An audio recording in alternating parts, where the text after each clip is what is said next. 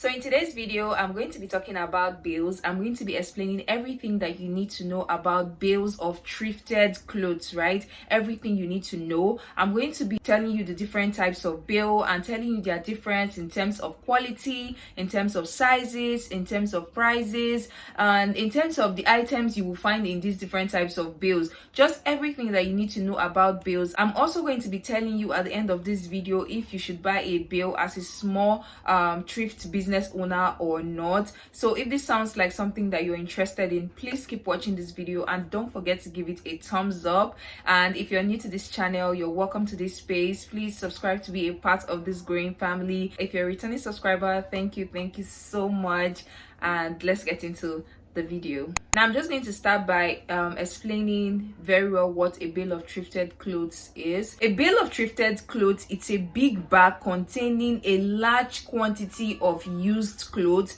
fairly used clothes, packed together. So let me now break that down. So a bale is just like a very big bag where they pack, you see they'll pack a lot of used clothes, fairly used clothes, especially from outside countries. They are packed together. They'll be wrapped in a very large bag. You see like over 300 clothes packed together and then wrapped in one particular bag. So that is what a bale is. Now a bale carries different items packed together. You can see a bale of just skirts. Now what will contain in that particular bale is just skirts, right? It can be like up to 200 pieces of skirts just closely packed together in that particular bag, and they are well sealed. Now you can see that bale, it can just be a bale of skirts. We have like a bale of tops, we have a bale containing just trousers, we can see a bale containing sweaters. So just different types of clothes packed closely together. So that is what a bale is. I'm going to be putting a video or a picture of what it looks like so you can actually see what a bale actually looks like. So I'm going to be moving to the other part, which is now telling you the different types of bale. Now in Nigeria, mostly bales are categorized into two different parts. If you go to the local markets in Nigeria, this is like the two different types of names you hear about a bale. Now these are the countries where these bales come from. We have what we call the UK bale and the China bale. Like this is what mostly all the bales are categorized, like all the bales are categorized just into these two countries.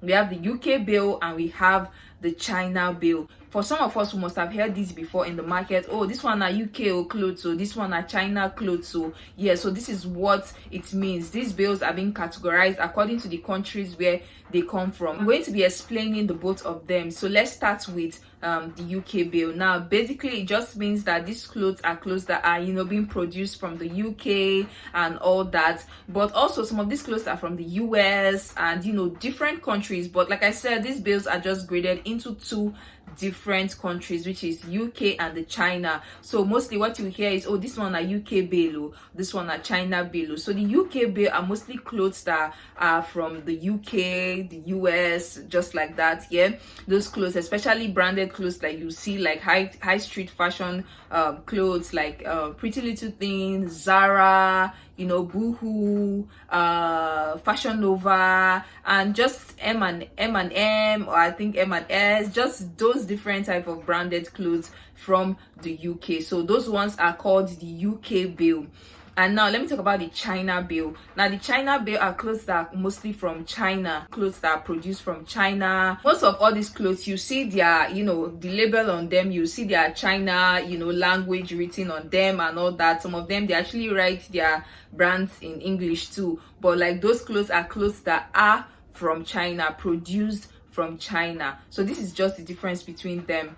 One is the UK bale and one is the China bale. So we're going to move over to differentiating them in terms of the sizes, in terms of quality, in terms of the kind of items you find in them, also in terms of cost, and also which is more profitable. So let's start with quality. Now when it comes to UK bale, a lot of persons see it as the bale that has more quality items. These thoughts, especially in Nigeria, that is associated with UK items. There's always this like their top quality, their top notch. If it is from abroad, especially the abroad, when it comes to UK, US, we always have these mindsets that they are top quality, they are the best. Lots of persons will always tell you that these UK bales have more quality items.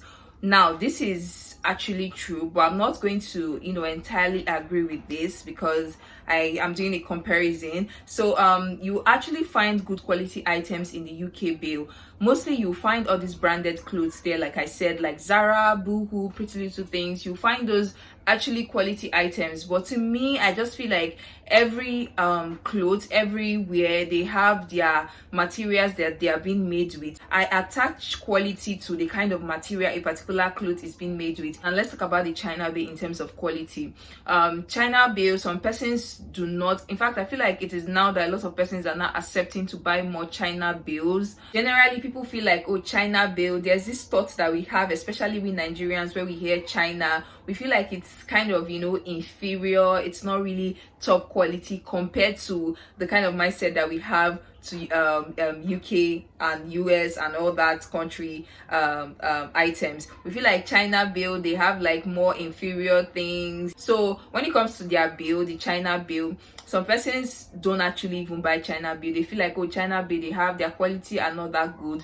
But for me personally, like I said, I attach quality to the material of that clothes or of that item, the material in which that item is produced. So comparing the both of them, people will always say that UK Bale is better than China Bale. But for me, like I said, my comparison is just based on the material. If the material in the China Bale is good, then I see it as a good quality. If the UK is good, it's a good quality also. Now let's move over to cost. The UK Bale is more expensive than the China Bale because of the thoughts that people have towards the quality and the kind of items that you find in the UK Bale, which we are coming to that.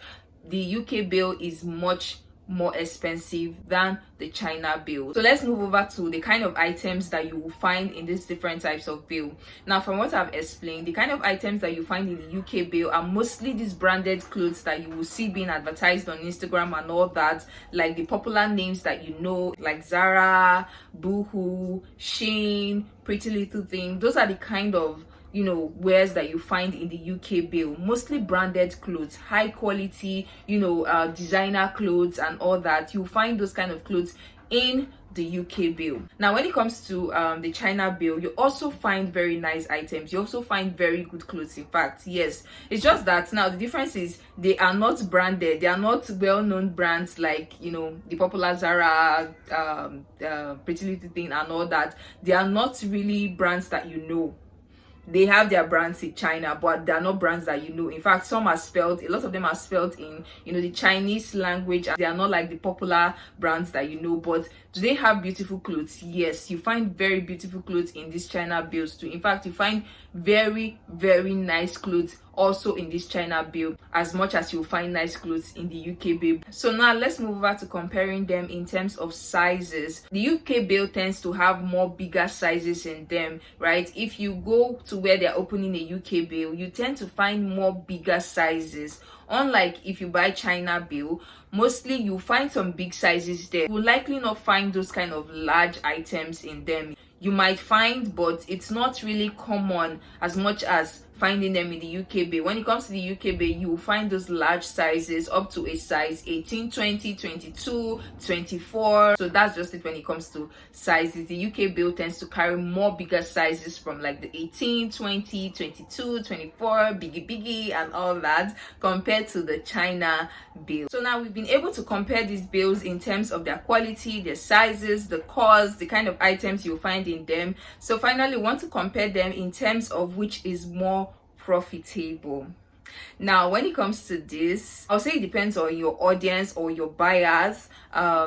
People make money from both bales. Both bales are profitable, but if you're someone that does not have like a very good buying audience, you've not really grown to a certain extent that you can sell some thrift item for a particular high rate, I would say you should go for the China Bale, because the cost between these two, the UK Bale is more expensive than the China Bale. So in terms of profits, I would just say it depends on your audience. Yes, that depends on your audience. So if you have people that can buy at a very high rate, you can still buy the UK. But if you have people that are not ready to buy or spend so much money on thrifted items like that, and you're still like growing, I would say go for the China bill. So now finally moving over to the last part of this video, where I said I'm going to be telling you if you should buy a bill, because I get this question a lot from a lot of people who are just starting thrift business. Should I buy a bill? I think I want to buy a bill. Which bill should I buy? Now let's talk about it. You have to know the cost of a bill, and if you're just starting your thrift business, why are you getting a bill? Why do you want to get a bill? A bill is very expensive. For a dress bill, you can be getting it for as high as over 200,000 naira. Whatever bill you want to buy, just know that they are over 200,000 naira. Both the China and both the UK were over 200,000 naira. So if you're beginning your business, what you should be concentrating on is growing your audience, not really going to shop with a very high amount and just keeping your house struggling to sell it. Why are you going for a bill? If you have that kind of money that you want to use to buy a bill, my advice would be sign a bill instead. Do signing of a bill instead. And this is going to be my next video. I'm going to be properly explaining what signing of a bill is, so look out for that video. So my advice would be to sign a bill, use the other money, push it into adverts to grow your audience, grow your customer base, right? So if you're a small business owner, my advice for you is do not venture into buying a bill first. Grow your business first. If you think you've grown to an extent where you know that yes, you've understood very well what a bill is, then you can move over to buying a bill. So this is just everything I've come to say in this video. I hope you guys find this video very helpful. If you have any further question concerning this, please leave it in the comment section. I'm going to be there active to reply your questions. If you have any comments, if you have any contribution, leave it in the comment section. Thank you so much. If you've not liked this video, that is so unfair. Please give this video a thumbs up. Do well to share to anyone that you know that this video is going to be helpful to, and also subscribe to my channel if you've not subscribed to my channel. If you know you've benefited from this video, subscribe to my channel, because I'm going to be dropping more educative video on this and business in general. So thank you very much for watching, and I'll see you in my next video. Bye.